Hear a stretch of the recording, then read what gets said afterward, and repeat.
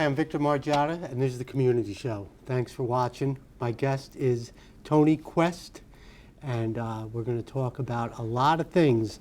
It's funny, she interviews people on her podcast. Also, she has a cable access show as well. So it's going to be the interviewer interviewing the interviewer. So thank you so much for coming on, Toni. Thank you for having me on. I'm excited.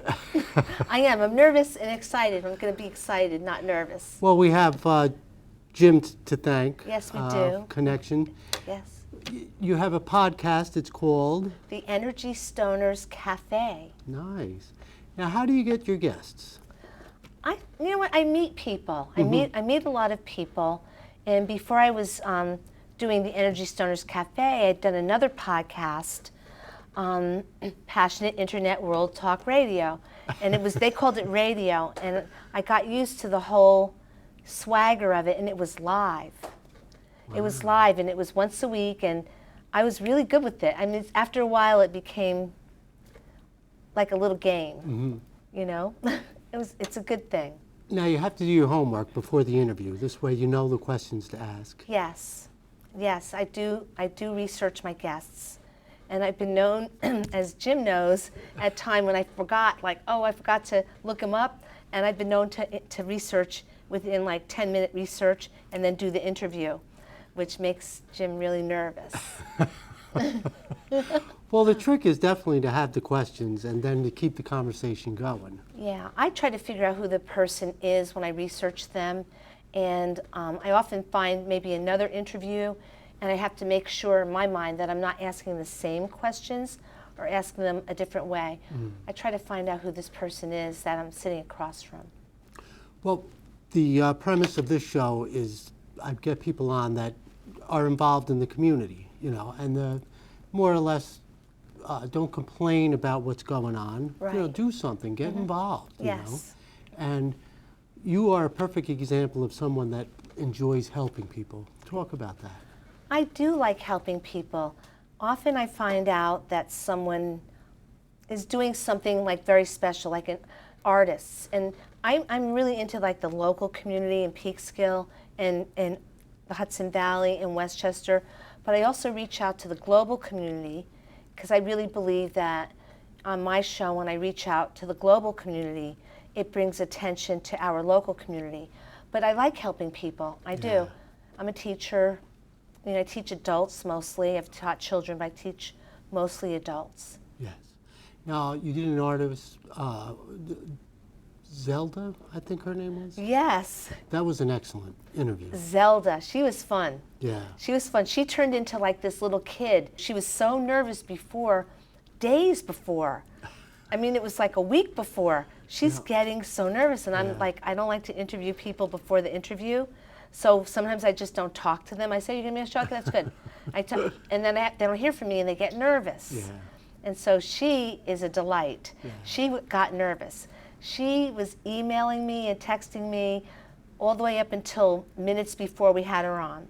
She was so nervous. So I said, "What am I going to do to relax her?" And so I just decided to make her laugh and turn it into like a tickle giggle fest, and it did kind of become that. I didn't see the final cut, so I don't know how Jim edited it, but he was there and it was interesting. You know, I can identify with a lot of what she goes through as far as, you know, trying to perform, you know, worried about if people are going to accept her performance, you know, and then trying to find that niche, you know what I mean? That's the big thing. Yeah. You know, I thought that a perfect example is American Idol. You know, they were Yes. able to get people off the streets that, you know, have an incredible talent that just to get from here to there, you know, to try and get found, Yeah. you know, and what a perfect way, you know, I mean, they bring in like 1,000 people, but, you know, it helped at least a handful of people to reach their goal, you know, and Yes. there's so many people out there that it's hard to just cross over to that next step. It is hard. There's a gentleman in Peekskill who happens to be mayor at the moment, and I found out about him because he did this, and he doesn't. I wonder if he still does it. It was the best thing. What he would do is he would find artists, performing artists, and also some visual artists. I was the first visual artist with someone else I was doing painting with at the time. He'd find unknown performing artists, and I think it was every second Sunday afternoon, like 4 in the afternoon, he would have artist appreciation. And he'd bring these people into Peekskill to the Bean Runner Cafe, and he would let them perform. It was great. You'd pay a couple bucks to get in, and then you could eat lunch, have whatever, glass of wine, and it was fabulous. And he had a sidekick that used to do little stand-up comedy stuff. And then at the end of the show, everybody was like, they were always good. They were always good. He'd actually take a hat and pass it around like it was church and coax everybody to give more money. And then he'd write a check to the performer, and they'd walk out with money in their pocket, and they got recognized. And people were entertained. And I always say that, I always wanted to interview him about that. Yeah. I hope he's watching. I still want to interview him about that, because I thought that was like such a tremendous community outreach, and he reached beyond the borders of Peekskill, and then they came to Peekskill, and they would bring their fans, and it was just wonderful.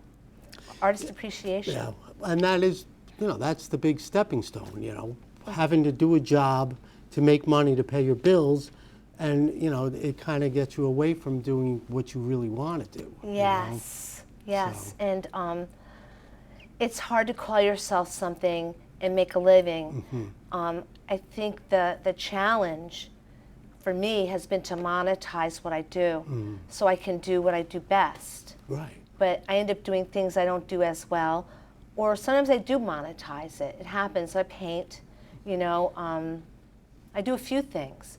I think my painting and my arts and my crafts tend to make me money, as long as the venue is there. Right. Yeah. So I usually ask, the first question is talking about your family and where you grew up. So it's funny that now I'm asking that question. Yeah, yeah. So talk a little bit about where you grew up and your family. Well, I grew up on the other side of the county. I grew up in the Sound Shore section of Westchester, Mamaroneck, New York. And I went to school, I went to Central School, and it was a great community, and I kind of migrated northwest over the years. It was, I think in retrospect, and then I've seen people write about it, that I was very fortunate. I got a tremendous education, primary and secondary. A lot of people in my school, most of them went on to go to college and had careers. And one time I did a book signing here in Peekskill. Well, this is not in Peekskill. And one of my old classmates showed up for it, and he became a teacher. He said to me, and he writes, and he did a lot of things. It's funny, he passed away since then. It's kind of sad. But I was talking to him, and I said, we were just talking about the school and how well educated we are, even before college. And he said that, it's funny, if you go to Mamaroneck High School or the Mamaroneck school system, one thing you will do, because he became a guidance counselor, he said, you will write. And so we have some famous writers that came out of my graduating class, and some famous actors that came out of my graduating class and the class before, those 3 years, that we all kind of hung out even though we graduated at different times. And I became a writer. I did. I wanted to be a television interviewer, but that didn't happen until much later. I studied it. Right. But I could say I actually do what I said I wanted to do. But we have a lot of writers, a lot of actors, some musicians. We have a Supreme Court judge out of my graduating class, So when I think in retrospect about my education, I probably didn't have to get a bachelor's. I probably didn't have to get a master's. To do what you're doing now? Probably not, Right. but I did. Yeah. But I think I'm glad I did, because I really believe in lifelong Well, the more you learning. know, there's no doubt, the better off you are. Yes, Knowledge is power. Right, I never discount education. No, definitely. I always bravo people when they're going to school, even when I don't even know them. I cheer them on. Yeah. Yeah. Well, from what I gathered about you, you have empathy, and when you care about other people, it makes a big difference. You're not just worried about yourself; you're also worried about other people, and that's what makes a good community. Yes, that is what makes a good community. And there are interviews I want to do here in the Hudson Valley with people that are actually doing that, hands-on. And I think I'll get that interview eventually. Right. I did reach out to her, but I have empathy because I've been through a lot of things that most people haven't been through. I've been through a lot of things as a child that most people don't go through until they become an adult. Mm. And so it made me different. Right. Not in a bad way, I hope. No, right. Well, we grew up in a family business, and we had to come to work, and we had to, do our things. And my parents were very strict, and we went to Catholic school, and Yeah. the nuns were very strict. But it was fine. That's how we were raised. Yeah. You know what I mean? So we were used to that kind of upbringing. Yeah. And we all pitched in. Everybody had their chores in the house, and but it made me a better person, I think. Yeah, I imagine so. And I think that when you have a family business, because I've watched people who have family businesses, and generally speaking, this is a broad generalization, it usually, in my experience, usually people from other countries, Europeans that are like raised in Europe, I observed this, that the children, the sons in particular, are given a lot of responsibility very, very young. Mm-hmm. But in this country, I've seen that people that are in businesses, especially restaurants, food business, they tend to be a bit more mature, a bit more congenial, and they have a personality that usually just draws people to them. That's been my observation. Right. Well, I come from a family of 10, so I know. 10? I know, right? So I know all my brothers and sisters' friends, and I know their families, and then, like you say, coming to the restaurant, you meet a lot of people that come in, and this place, it's more of, the same customers that come all the time, because we're off the beaten path, and it's kind of like a destination restaurant, and it's funny because when I used to come out and clean tables, it would be the same people sitting in the same seats. Yeah. And it was almost like deja vu. Yeah, You're like, oh my God, did the week go by? And but then you form these relationships with these people too. Yeah, I imagine your customers become your family in a strange kind of way. It's true. It really does. Yeah. Now you talked about a book you wrote. Talk about that. I wrote a memoir when I turned 60. I just said I have to do it now, and it was just like on a whim. I was painting, and I was listening to music in my studio, and I was relaxing, and I kept hearing this voice that, you got to write a book, TQ. When are you going to write it? And I just got up and I said, okay, let me find somebody to tell the story to. So who am I going to tell the story to? I decided to find someone that I did not know at all, totally anonymous. I went on Craigslist. And now people think that this guy wrote the book. He did not. I just told the story to him in emails. And I was able to feel comfortable because I didn't know him. He lived clear on the other side of the country. He lived in Arizona. He still lives there. I never met him. And I just looked up ghostwriters. I didn't need one, but I needed someone that would be open to hearing the story. And then we just started texting. Never had a conversation until way after the book was published. He had published a book, and then I interviewed him on my podcast. And that was the first time I'd ever had a conversation with him. I don't even know what he looks like. Really, and it worked out very well. So I was telling him the story over the course of maybe about 4 months, 6 months, and then he said to me, I think we're done. He'd ask me a question, and it was like he interviewed me. He asked me a question, and then I would write the answer. I'd type it to him. And so we ended up having manuscript that way. And then he pieced it together in some reasonable order, because I guess because he was an outsider, he could tell what comes first, what comes next, and I don't think I would have been able to do that so easily about myself.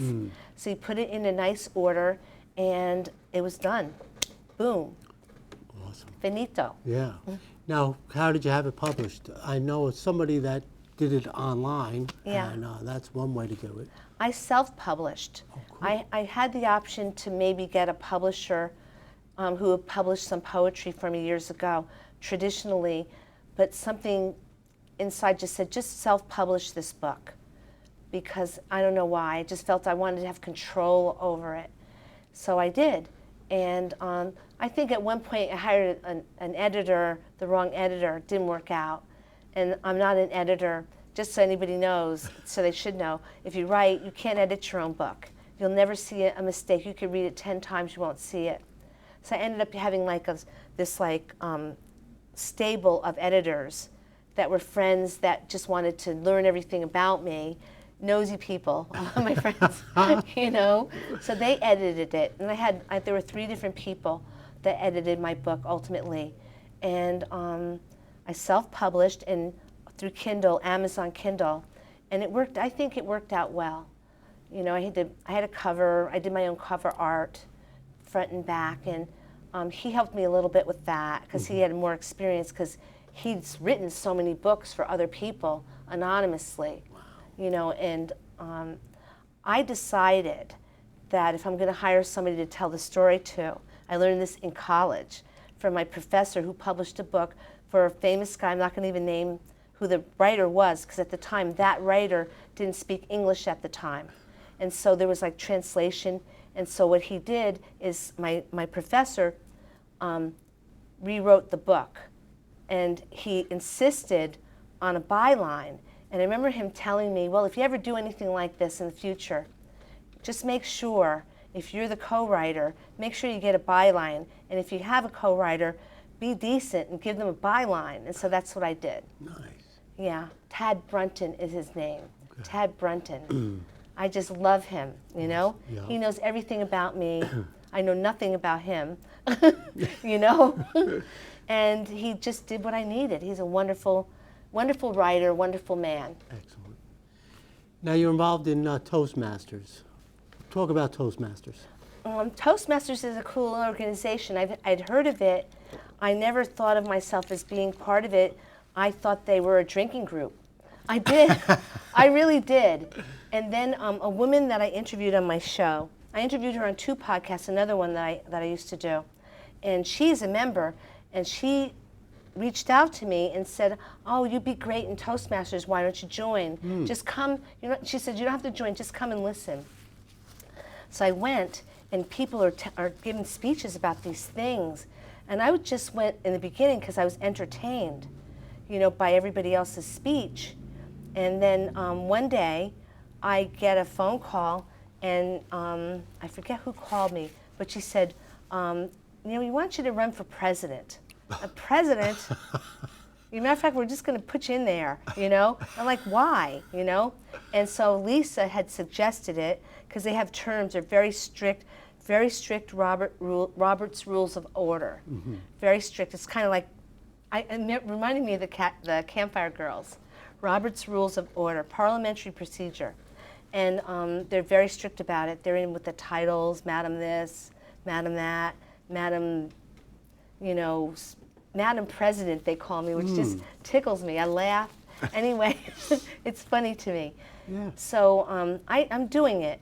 And my objective, and I'm working with someone that's actually mentoring me, who's actually in the group, and we're embarking upon this project in which we want to get, instill leadership skills into young people. So our objective is to find kids, you know, in Peekskill, in the Hudson Valley, and mentor them in the whole parliamentary procedure and leadership skills and public speaking skills. And we're going to do it through Toastmasters. So that'll be kind of like my main thing that I'll do for them. And I make speeches, but it's a fun thing. Yeah. It's fun because people talk about personal things, and you learn things about someone you think you knew. In this case, there was someone in the group, you think you know this guy, and then he starts talking because you get to certain levels and he's doing this particular pathway, and you find out things about them that are just extraordinary. You know, it's really good. You could be entertained and sit there and just listen, you know, but I'm also trying to get one of the local business owners. She is involved in a group where they mentor young people as well. And so I talked to her about that, and she talked to me about that. And just privately we talked about it. And I said, you know something? These kids would do well in the thing that I'm talking about with Sarah Cossette, who's also a Toastmaster, my mentor, one of my mentors there. And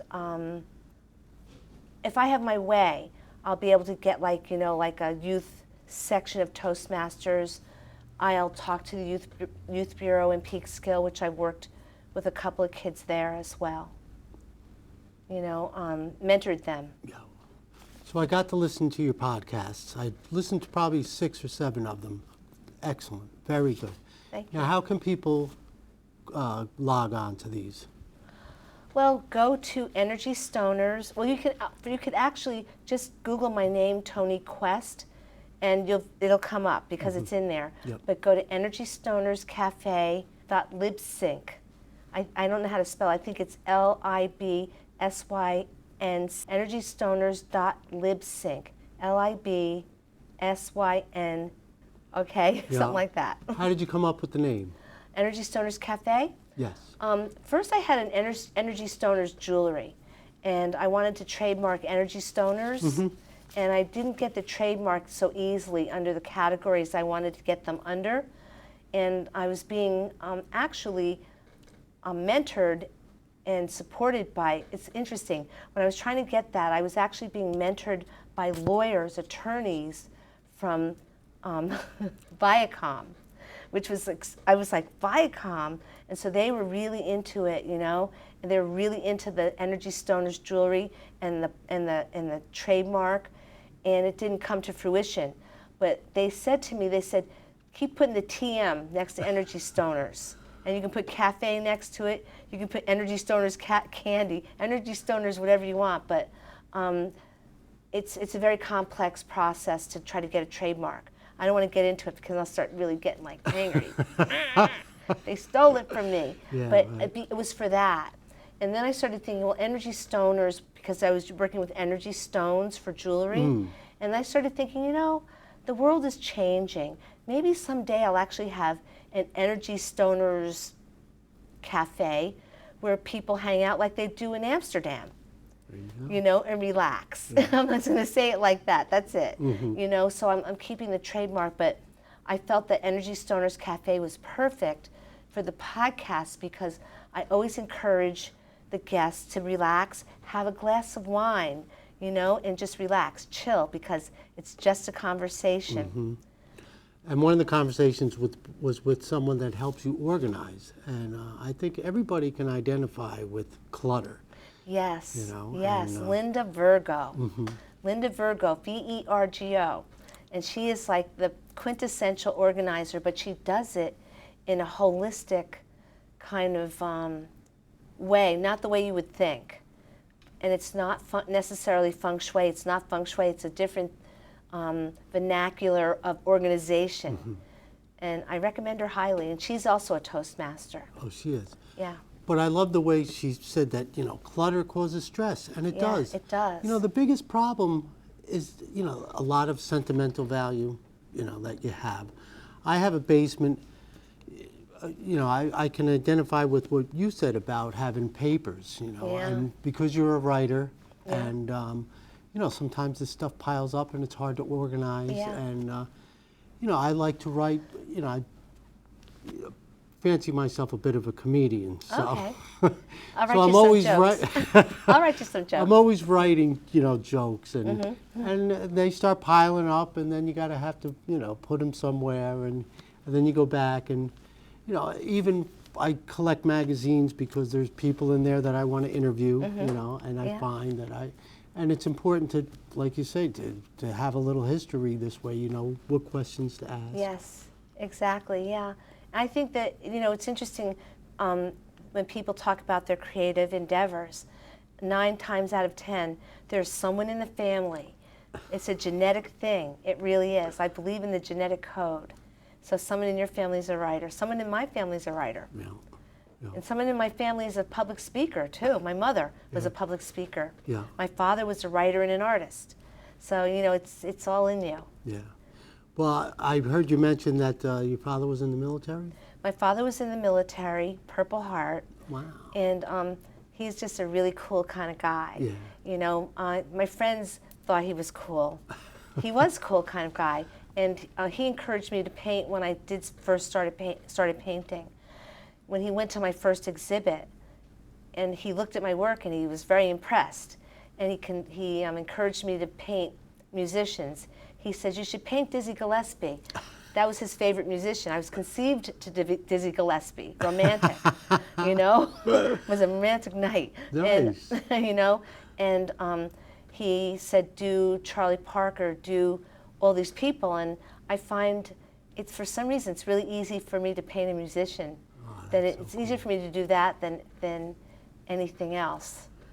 Well, music influenced my life for sure. I mean, growing up, my parents, well, especially my father, listened to Sinatra and all those bands. And, you know, and then growing up, got into rock and roll and stuff like that. And, you know, and especially when you're working, it's nice to have that little background music, you know. Essential. Yeah. Absolutely Essential. I mean, I could not imagine painting without music on. Sometimes organic, you know, you hear like the nature outside, birds singing. You know, I used to, when I lived in at the Woods 3, I used to paint in our condo on the top floor. I liked better than, sometimes I'd move the studio up and down the 3 floors. Sometimes I'd move it to like the lower level, sometimes the upper level. But I used to love to paint and listen to the kids outside playing. That something about that noise of them carrying on, and you know, and then the wind chimes. Sometimes I just paint, and on a windy day I'd hear the wind chimes on the deck. That was it. You know, you have to have a little something integrate your soul with sound. Yes. So who's your next interview? I'm not sure. Yeah, I know. That's like me. We have an artist down the street here. She's opening a studio. Oh. She bought the old St. Patrick's school building. Oh, really? And I was supposed to call her this week, but I'm going to call her as soon as I get a chance. So, but hopefully she'll come on and talk about the studio she's putting together. Wow, that's which is great. Really nice. Yeah. The artists, we're all so different from each other, but we're all the same. You know, we all have that thread. Yeah, you know. we do have that thread. The creativity, I think, is the most important thing. You know. It's fascinating. It's fascinating the way the brain works. It is. You know, there's so much information in one brain cell. You know, and like it's not that big. It's smaller than that. You know, it's like a grain of salt or something. Yeah.